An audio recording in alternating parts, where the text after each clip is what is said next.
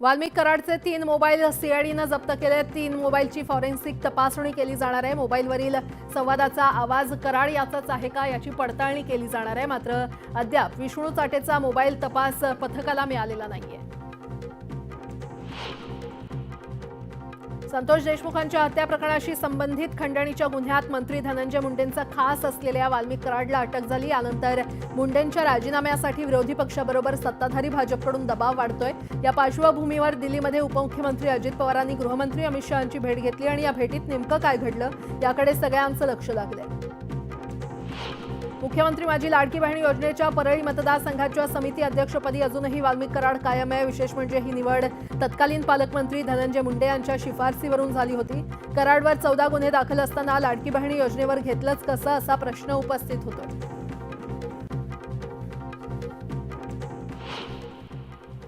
आता एक मोठी बातमी। मंत्रालयामध्ये बुधवारी आलिशान लॅम्बोर्गिनी कार या लॅम्बोर्गिनीमधून विखे पाटील यांना त्यांनी प्रवास केला असल्याचं पाहायला मिळतंय। मंत्रालयात लॅम्बोर्गिनी कार आल्यानं चर्चांना उधाण आलंय। मंत्रालयामध्ये बुधवारी आलिशान लॅम्बोर्गिनी कार आली आणि विखे पाटील यांनी लॅम्बोर्गिनीमधून प्रवास केला आणि त्यामुळे एकंदरीतच चर्चांना उधाण आलंय।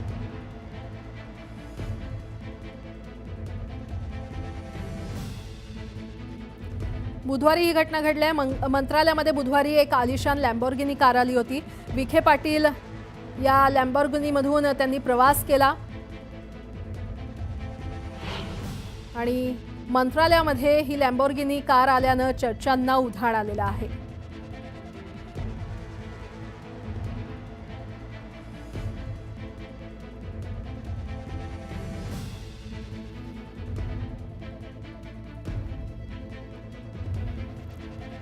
तर हीच ती कार होती जी मंत्रालयात बुधवारी आली होती, आलिशान अशी लॅम्बोर्गिनी कार। आणि ही लॅम्बोर्गिनी कार मंत्रालयामध्ये आल्यानं चर्चांना उधाण आलंय।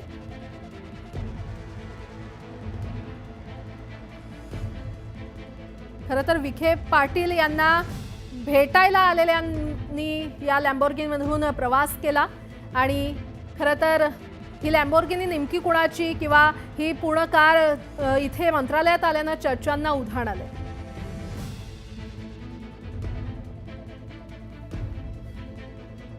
पुढची बातमी पाहूयात। बीडमधील सरपंच संतोष देशमुखांच्या हत्येला 1 महिना पूर्ण झालाय। हत्येच्या निषेधार्थ पैठणमध्ये आज मोर्चा काढण्यात येणार आहे। मोर्चामध्ये मनोज जरांगे आणि सुरेश धस सहभागी होणार आहेत।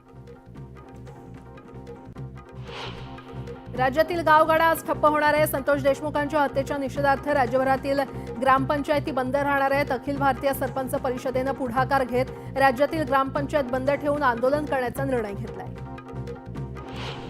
विधान परिषदेतील 12 आमदारांच्या नियुक्ती घोटाळ्याबाबत हायकोर्टात आज अंतिम निकाल जाहीर होण्याची शक्यता आहे। राज्यपाल नियुक्त 12 आमदारांच्या नियुक्त्या रखडल्याच्या पार्श्वभूमीवर ठाकरे गटानं जनहित याचिका दाखल केली होती आणि या निकालामुळे 12 आमदारांच्या नियुक्तीचा गुंता सुटण्याची शक्यता आहे। मुंबईत पार पडलेल्या राष्ट्रवादीच्या बैठकीत जयंत पाटील आक्रमक झाले। ज्यांना तिथे जायचंय त्यांनी जरूर जावं। पहिल्या रांगेतील अनेक जण तिकडे हारगुच्छ देऊन आलेत असं म्हणत जयंत पाटील यांनी पदाधिकाऱ्यांचे कान टोचलेत। शरद पवार महायुतीला पाठिंबा देतील असं वाटत नाही। मतपरिवर्तन होऊन आमच्याकडे आले तर फायदा होईल, केंद्राचा निधी मिळेल अशी प्रतिक्रिया धर्मराव बाबा आत्राम यांनी दिली आहे। अनेक मंत्र्यांच्या आस्थापनेवरील अधिकारी आणि कर्मचाऱ्यांच्या नेमणुका रखडल्यात। मंत्र्यांनी पदभार स्वीकारला असला तरी कामकाजाला अद्यापही सुरुवात केलेली नाही। सीएम-डीसीएमची परवानगी मिळत नाही तोपर्यंत नियुक्ती होणार नाही, तर येत्या आठवड्यात नियुक्त्या होण्याची शक्यता वर्तवण्यात येते। माढ्याचे माजी आमदार बबनराव शिंदे यांनी अजित पवारांची भेट घेतली। यावेळी त्यांनी मी आहे तिथेच बरा आहे असं सांगून आपण अजितदादांसोबतच असल्याचं स्पष्ट केलंय। अजित पवारांनी शिरूरच्या घोडगंगा सहकारी कारखान्याची बैठक आयोजित केली आहे। माजी आमदार अशोक पवार यांची सत्ता असलेला घोडगंगा कारखाना अजूनही बंद असल्यानं विरोधी गट आक्रमक झालाय आणि त्यामुळे अजित पवार घोडगंगाबाबत नेमका काय निर्णय घेणार याकडे लक्ष लागलंय। उपमुख्यमंत्री अजित पवार आज पुणे दौऱ्यावर आहेत। अजित पवारांच्या उपस्थितीमध्ये साखर संकुल इथे आढावा बैठकीचं आयोजन करण्यात आलंय। यावेळी सहकार मंत्री बाबासाहेब पाटील यांचीही उपस्थिती असेल। अमरावतीचे खासदार बळवंत वानखेडे यांनी मेळघाटातील आदिवासी भागात जाऊन कामकाजाचा आढावा घेतला। आरोग्य सेवा आणि शिक्षण, रोजगार तसंच आदिवासींना भेडसावणाऱ्या समस्यांबाबत त्यांनी आढावा घेतला। यावेळी नागरिकांच्या प्रश्नांकडे लक्ष देण्यासंदर्भात त्यांनी अधिकाऱ्यांना सूचना केल्या। नागपूर पालिकेच्या निवडणुकीसाठी शहर काँग्रेसनं बूथवर लक्ष केंद्रित केलंय। भाजपचा बूथ निहाय रचनेवर असलेला भर पाहता काँग्रेस देखील अशाच प्रकारची रणनीती आखणार आहे। 10 वॉर्ड मागे एक अध्यक्ष करण्याचा प्रस्ताव प्रदेश काँग्रेसकडे शहर अध्यक्ष विकास ठाकरे यांनी पाठवलाय। दफनभूमी भूखंड प्रकरणात मंत्री प्रताप सरनाईक यांना झटका बसलाय। भूखंड ताब्यात घेण्याचे ठाणे पालिकेला मुंबई हायकोर्टानं आदेश दिलेत। सरनाईक यांच्या बालाजी एंटरप्राइजेस कंपनीला याचिकेमध्ये प्रतिवादी करण्याची मुभाही कोर्टानं याचिकाकर्त्याला दिली आहे। वन नेशन वन इलेक्शनच्या पहिल्या बैठकीमध्ये समितीचा कार्यकाळ वाढवण्याच्या विषयावर सर्व सदस्यांमध्ये एकमत झालं। त्याबाबतचा प्रस्ताव हा पुढच्या अधिवेशनात दिला जाईल। या समितीला अर्थसंकल्पीय अधिवेशनाच्या शेवटच्या आठवड्यातील पहिल्या दिवसापर्यंत आपला अहवाल सादर करण्यास सांगण्यात आलं। दौंड तालुक्यामध्ये बिबट्याच्या दहशतीचं नागरिकांमध्ये भीतीचं वातावरण आहे आणि घरासमोर झोपलेल्या पाळीव कुत्र्यावर बिबट्यानं हल्ला केलाय। ही संपूर्ण घटना सीसीटीव्हीमध्ये कैद झाली आहे। त्यामुळे वन विभागानं तात्काळ बिबट्याला जेरबंद करावं अशी मागणी होती। गोंदिया तालुक्यातील कामठा येथील क्रीडा संकुलात उभारण्यात आलेल्या सोलर हायमास्ट लाईटचा खांब कोसळलाय। यावेळी मैदानात सराव करणारा एक विद्यार्थी गंभीर जखमी झाला असून त्याच्या रुग्णालयामध्ये उपचार सुरू आहेत। चिपळूण तालुक्यातील नांदगावमधील शेतकऱ्यानं सांगलीहून 1.25 लाख रुपये खर्च करून आणलेला बैल जंगलात चरायला सोडला आणि तो आलाच नाही। गावकरी गेल्या 2 दिवसांपासून बैलाचा शोध घेत आहेत, पण बैल अजून मिळाला नसल्यानं शेतकरी हवालदिल झालाय। एका कंपनीत पैसे गुंतवणूक करण्यास सांगत 1.5% व्याजाचा आमिष दाखवून महिला वकिलाची 7 जणांनी 94 लाखांची फसवणूक केली आहे। या प्रकरणी 7 जणांवर गुन्हा दाखल करण्यात आलाय। पिंपरी चिंचवड पालिकेच्या यशवंतराव चव्हाण रुग्णालयामध्ये वर्षभरात 13,000 रक्तदात्यांनी रक्तदान केलंय। यातून 21,000 गरजूंना पुरवठा केला। मात्र प्रत्यक्षात 35,000 रुग्णांना रक्ताची गरज असल्यानं रक्तदात्यांना रक्तदानाचं आवाहन करण्यात येत आहे। सांगलीतील स्वामी समर्थांच्या भक्तांसाठी खास अक्कलकोट स्वामी समर्थ दर्शन यात्रेचं दरवर्षी आयोजन करण्यात येतं। यावर्षी देखील 2,000 भाविक यात्रेकरू देवदर्शनाला निघालेत। मावळमध्ये दुर्गम शिंदेवाडी शाळेच्या विद्यार्थ्यांनी मागील वर्षी लावलेलं एक छोटंसं रोप आता 1 वर्षाचं झालंय। यावेळी विद्यार्थ्यांनी झाडाचं औक्षण करत खत पाणी घालून झाडाचा वाढदिवस साजरा केलाय। यावेळी शिक्षकांकडून विद्यार्थ्यांमध्ये वृक्ष संगोपनाची संकल्पना रुजवण्याचा प्रयत्न केला जातोय।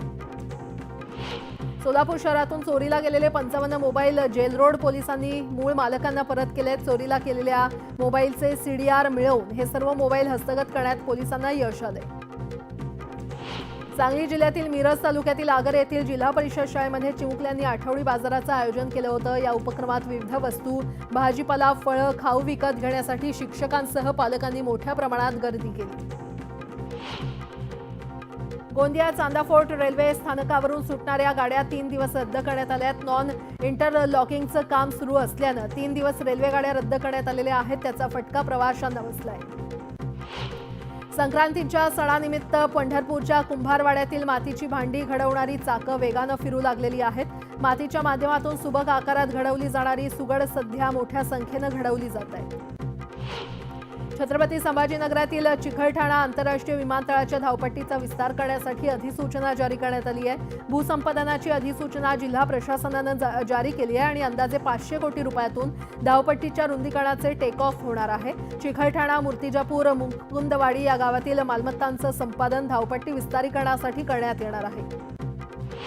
धाराशिवमधील ग्रामपंचायतीचा कारभार आज बंद राहणार आहे। संतोष देशमुखांच्या मारेकऱ्यांना फाशीची शिक्षा देण्यात यावी या मागणीसाठी सरपंच परिषदेकडून बंद पुकारण्यात आला आहे। त्यामुळे आज ग्रामपंचायतीचं कोणतंच कामकाज केलं जाणार नाहीये। कापूस खरेदी केंद्र अद्याप सुरू का नाही अशी विचारणा नागपूर उच्च न्यायालयानं कापूस महामंडळाला केली आहे। केंद्रीय कापूस महामंडळानं ऑक्टोबर महिन्यात नागपूर खंडपीठात शपथपत्र सादर करत 121 कापूस खरेदी केंद्र सुरू करणार असल्याची माहिती दिली होती। दापोलीतील सुवर्णदुर्ग किल्ल्याला जागतिक मानांकन मिळण्यासाठी प्रयत्न सुरू आहेत। किल्ल्याची युनेस्कोच्या टीमनं पाहणी केल्यानं जागतिक वारसा मिळण्याचा मार्ग मोकळा झालाय। पण किल्ल्याचा जागतिक वारशाच्या यादीमध्ये समावेश होण्यासाठी काही पायाभूत सुविधांचा अडसर निर्माण झालाय। हा अडसर दूर करण्यासाठी प्रशासकीय पातळीवर प्रयत्न सुरू आहेत। हिंगोलीत शेतांमध्ये मळणी यंत्राच्या किंवा मजुरांच्या सहाय्यानं तुरीच्या काढणीची कामं सुरू आहेत। तुरीच्या शेंगा भरण्याच्या अवस्थेत असताना ढगाळ वातावरणामुळे किडीचा प्रादुर्भाव झाला होता आणि त्यामुळे तुरीच्या उत्पन्नात जवळपास 25% घट झाली आहे।